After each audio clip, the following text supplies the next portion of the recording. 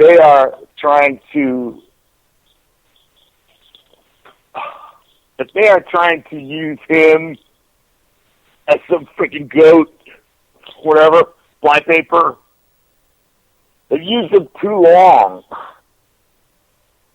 You can't just sit there and keep talking about the Federal Reserve and Obama and the police state and DHS and FEMA. I get it. He's basically telling us all whatever. But you know what? It's gone on and on and on and on since he started in 1996 for free on public television. And, you know, I watched him talk with Piers Morgan. You there? Yeah, I remember that. And, you know, I watched it again recently, and I gotta admit, maybe he's got balls. I don't care. He was firing full blast on that guy, and he got in all the points. The only thing he didn't say was Zionists, Jesuits. I don't think he mentioned those two things. But he talked about the bankers. I don't know. Maybe it's a bad thing. But, you know, even if they're doing it on purpose because they're controlling that, they're overdoing it. It's working the way he portrays it to work. There are more people waking up to the fact that Zionist bankers are controlling the world because of Alex Jones than not. There are more people that are waking up to the fact that these scumbag foreign national bankers that are stealing our treasury, people know more about them because of Alex than the amount of people that are confused by Alex. And, you know, I didn't think that Bill Hicks was a bad guy. Why would Bill Hicks sacrifice his own whole life to subterfuge to beat Alex Jones? He was already famous. He didn't need to be fake death and pretend to be somebody else famous. That's crazy talk. I don't know. And if he was supported by the CIA and they were going to make Bill Hicks have facial reconstruction and all that, why wouldn't they just take some guy that looks different, just any old guy? Why did it have to be Bill Hicks? He was a comedian. I mean, once again, and I don't mean it in a bad way, I just think that people should focus on issues that matter and maybe not be so caught up in all the squabbling. Which brings me to, and we're going to say this politely, okay, bro? All right. The current destruction of several alternate media powerhouses. Just completely. I wouldn't want to say I told you so, but I told you so. I think both of us told them so. We tried. Well, I don't, you know, it's like dealing with my ex-wife, my first ex-wife. It doesn't matter, even though I'm right. I'm still somehow going to be spun into the asshole of the whole thing. About how I was this or that, or... Right. That shit just made me feel uncomfortable, man. I don't want to do a talk show that's all based on a cult of personality. I got some ideas. Now we're getting to it, okay? So, rather than wasting time on the Sam Kinnison, Brandon Lee is actually Christopher Green. That's relevant. And, you know, by that information, that puts me one step ahead of the frickin' deadly plutonium nuggets sprinkling it over my head right now. It's raining here. That's cool. Now that I know Christopher Green is Brandon Lee, maybe I could get him to come out here and do a roundhouse kick and knock out one of those little nasty Cesium-132 nuggets. Just kick that out of the way so I don't breathe that down into my lung. Right? Right. That'd be good. That's good information. Serious. In fact, maybe I could get Brandon Lee to come over to my house and adjust my gas mask so I could breathe properly through good filtration. You know, the Lees go back a long ways in history with air filtration. I know you know that, but that's why Christopher Green, definitely Kung Fu's son. Or, no, Bruce Lee's son, right? He wasn't Kung Fu. That was David Carradine. You see what I mean? Yeah, right? Okay, so if those things don't matter, And we don't want to get caught up in the distractions. So one thing's kind of strange, and that's this whole concept of the New World Order. All right, we need to talk about this. You know what I mean by this.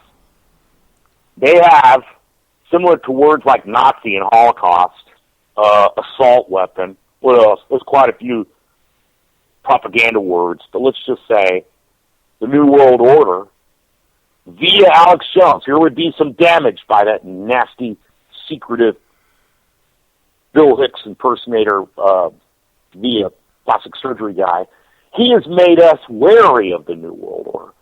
We heard Bush say it. We heard Giuliani say it. We heard Merkel say it. We heard Rumsfeld say it. We heard Colin Powell, Madeleine Albright, Bill Clinton. I mean, just everybody was saying New World Order. Right? Well, somehow that's turned into a bad word. It's a bad thing suddenly. We don't want a New World Order. Now, of course, if you're Christian or Muslim, you probably do want a New World totalitarian order. I'm not beating up on you, but it is the truth. It's the King of Kings. I'm the king of alternative radio. I know I am. My shit is good. Too bad people don't want it. It's probably lack of content. But nonetheless, people are afraid through mimetic programming of the words New World Order.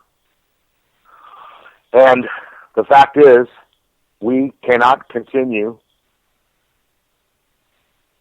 on this ever-increasing growth cycle, this 1967 convenience cycle. You know, once they invented the stove and the dishwasher and the washing machine, chicks were bored. And these big, evil banker scumbags figured out, well, we'll start feminism so that we can tax those bitches. So they ain't doing shit at home no more. It's too easy. You know, Little Housewife was throwing TV dinners in. That was dinner. That was like, wow, thanks, honey. It's a nutritious aluminum-wrapped meal. Right? Well, it's fried chicken, Mom, from the oven. And look, when I'm done, I can throw away all this stuff. And look at the box. It's brightly colored. It's so attractive, this whole convenience process. Right? You gotta love infinite TV paradigm. dinners. I love TV dinners. They're delicious. But you know, they're bad for you. They're poison for you. The bottom line, it's a convenience thing. It's a make, use, break, throw away. Make, use, break, throw away. Infinite paradigm, infinite growth. Can't be done. 2050, we're all dead. We're all dead. We're dead. It's coming. Can't sustain it. Not enough gas, not enough coal, not enough water, not enough clean water, polluting the water, polluting the air, throwing the earth off its axis. You know, reverse of the sun, twin suns, Nibiru, giant meteors, Jesus Christ, there's all this stuff going on.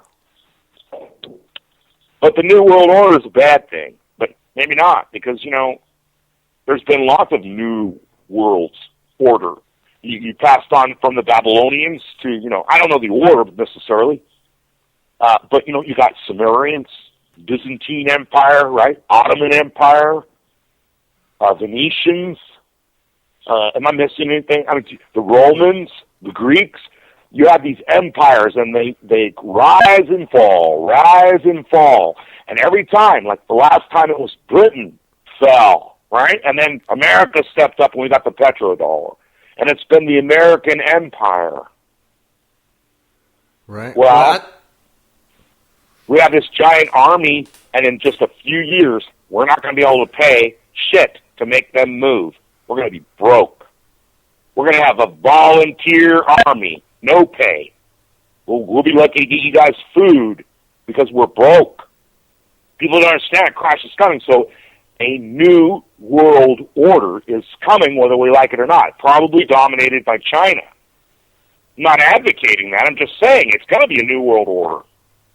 But see, the thing with the New World Order, Rocket, is it's the elitist bankers that are picking and choosing who lives and dies. I think that's the big problem with it and why it's so scary. Because, I mean, shit's going to have to change.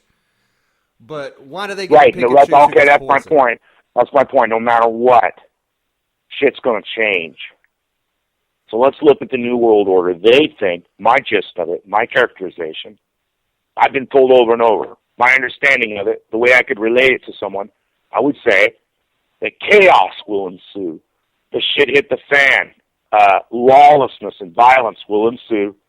And then the New World Order banker types will offer the, I don't know, FEMA, whatever it is, UN, some kind of salvation. The Antichrist, same scenario, right?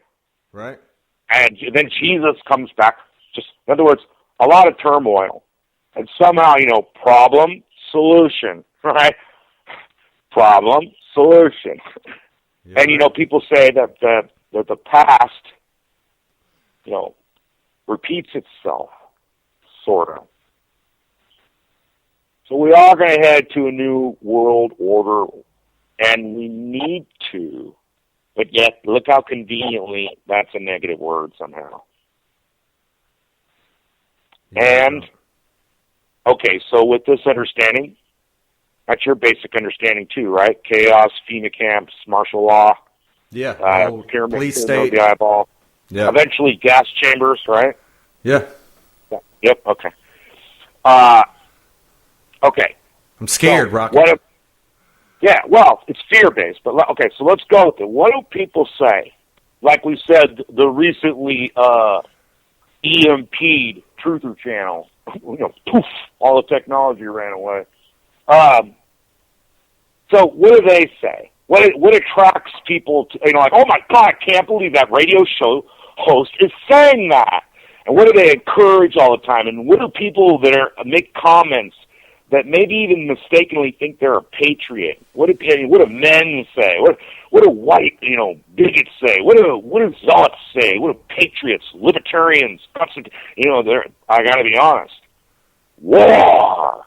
I kept getting asked who I wanted to shoot on my last radio engagement every time I was on the air. I get tired of that because I don't want to shoot anybody. And here's my idea, brother. Yes, history repeats itself, but it's actually just kind of like. It's like checker games. No two are exactly alike, most likely. You can't examine it too closely why you lost, because the next game may be a little different. And here's what I think is different this time. It's the Internet.